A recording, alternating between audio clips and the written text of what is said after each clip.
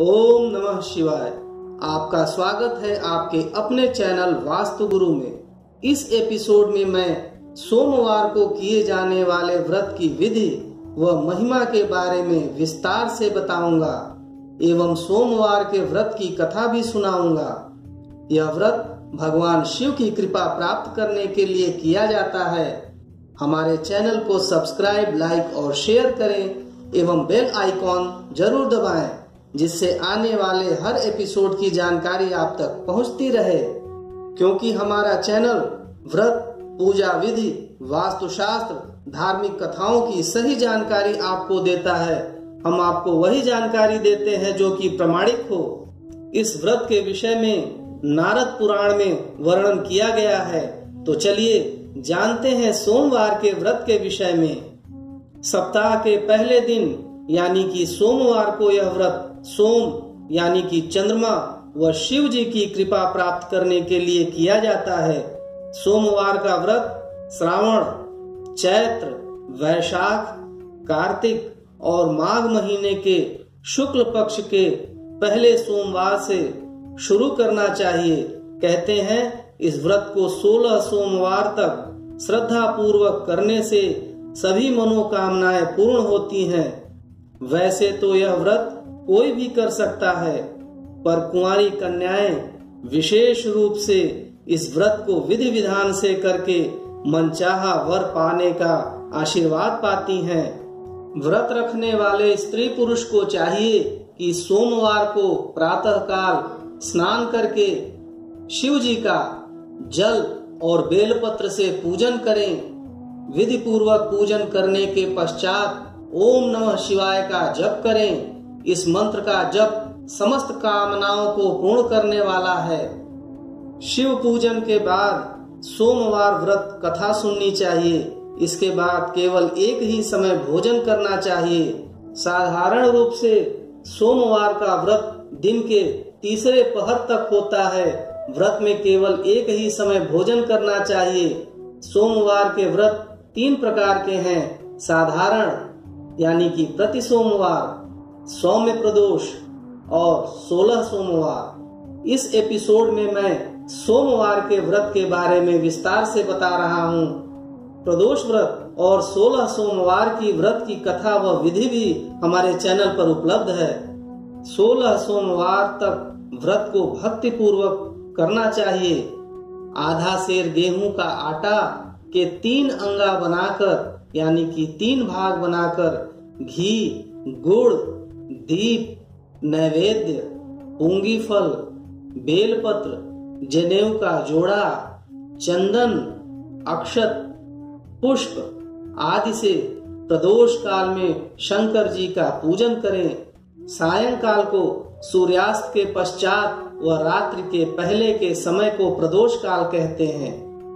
1 अंगा शिव जी को अर्पण करें। 2 अंगाओं को प्रसाद रूप में बांटें और स्वयं भी ग्रहण करें। 17वें सोमवार के दिन पाव भर गेहूं के आटे की बाटी बनाकर घी और गुड़ बनाकर चूरमा बनाएं। भोग लगाकर उपस्थित लोगों में प्रसाद बांटें। सोमवार के व्रत की कथा इस प्रकार से है। एक बहुत धनवान साहूकार था, जिसके घर धन आदि किसी प्रकार की कमी नहीं थी, परंतु उसको एक ही दुख था कि उसके कोई पुत्र नहीं था। वह इसी चिंता में रात दिन रहता था।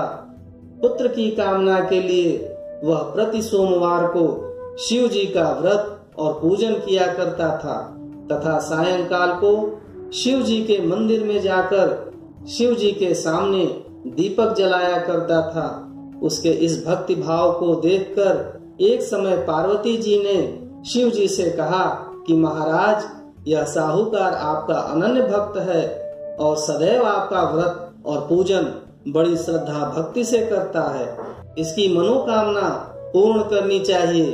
शिव जी ने कहा, हे पार्वती, यह संसार कर्म क्षेत्र है। जैसे किसान खेत में जैसा बीज बोता है वैसा ही फल काटता है, उसी तरह इस संसार में जैसा कर्म करते हैं वैसा ही फल भोगते हैं। पार्वती जी ने अत्यंत आग्रह से कहा, महाराज, जब यह आपका अनन्य भक्त है और इसको अगर किसी प्रकार का दुख है तो आपको उसे अवश्य दूर करना चाहिए, क्योंकि आप सदैव अपने भक्तों पर दयालु होते हैं और उनके दुखों को दूर करते हैं। यदि आप ऐसा नहीं करेंगे तो मनुष्य आपकी सेवा तथा व्रत क्यों रखेंगे। पार्वती जी का ऐसा आग्रह देख शिव जी कहने लगे, हे पार्वती, इसके कोई पुत्र नहीं है। इसी चिंता में यह अति दुखी रहता है। उसके भाग्य में पुत्र न होने पर भी मैं इसको पुत्र की प्राप्ति का वर देता हूँ, परंतु यह पुत्र केवल 12 वर्ष तक जीवित रहेगा। इसके पश्चात वह मृत्यु को प्राप्त हो जाएगा। इससे अधिक मैं कुछ नहीं कर सकता हूँ इसके लिए।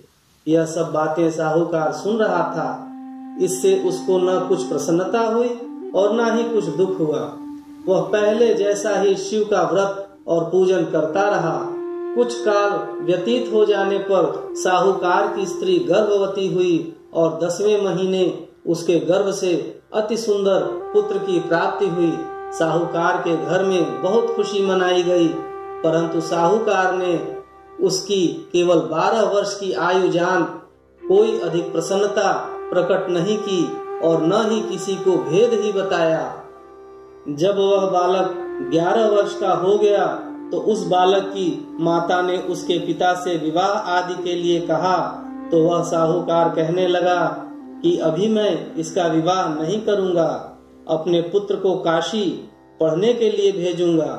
फिर साहूकार ने अपने साले अर्थात बालक के मामा को बुला उसको बहुत सा धन देकर कहा, तुम इस बालक को काशी में पढ़ने के लिए ले जाओ और रास्ते में जिस स्थान पर भी जाओ यज्ञ करते और ब्राह्मणों को भोजन कराते जाओ। वह दोनों मामा भांजे यज्ञ करते और ब्राह्मणों को भोजन कराते जा रहे थे। रास्ते में उनके एक शहर पड़ा। उस शहर में राजा की कन्या का विवाह था और दूसरे राजा का लड़का जो विवाह कराने के लिए बारात लेकर आया था वह एक आंख से काना था। उसके पिता को इस बात की बड़ी चिंता थी कि कहीं वर को देख कन्या के माता पिता विवाह में किसी प्रकार की अड़चन पैदा न कर दें। इस कारण जब उसने अति सुंदर सेठ के लड़के को देखा तो मन में विचार किया कि क्यों न द्वार पूजा के समय इस लड़के से वर का काम चलाया जाए। ऐसा विचार कर वर के पिता ने उस लड़के और मामा से बात की तो वे राजी हो गए। फिर उस लड़के को वर के कपड़े पहना तथा घोड़ी पर चढ़ा दरवाजे पर ले गए और सब कार्य प्रसन्नता से पूर्ण हो गया। फिर वर के पिता ने सोचा कि यदि विवाह कार्य भी इसी लड़के से करा लिया जाए तो क्या बुराई है। ऐसा विचार कर लड़के और उसके मामा से कहा, यदि आप कन्यादान सप्तपदी के काम को भी संपन्न करा दें तो आपकी बड़ी कृपा होगी और मैं इसके बदले में आपको बहुत सा धन दूंगा। तो उन्होंने स्वीकार कर लिया और विवाह कार्य भी बहुत अच्छी तरह से संपन्न हो गया।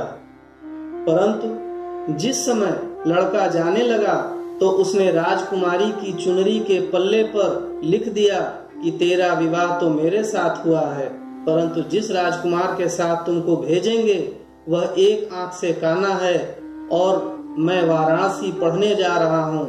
लड़के के जाने के पश्चात उस राजकुमारी ने जब अपनी चुनरी पर ऐसा लिखा हुआ पाया तो उसने राजकुमार के साथ जाने से इनकार कर दिया और कहा कि यह मेरा पति नहीं है, क्योंकि मेरा विवाह इसके साथ नहीं हुआ है, वह तो काशी जी पढ़ने गया है। राजकुमारी के माता पिता ने अपनी कन्या को विदा नहीं किया और बारात वापस चली गई। उधर सेठ का लड़का और उसके मामा काशी पहुंच गए। वहां जाकर उन्होंने यज्ञ करना और लड़के ने पढ़ना शुरू कर दिया।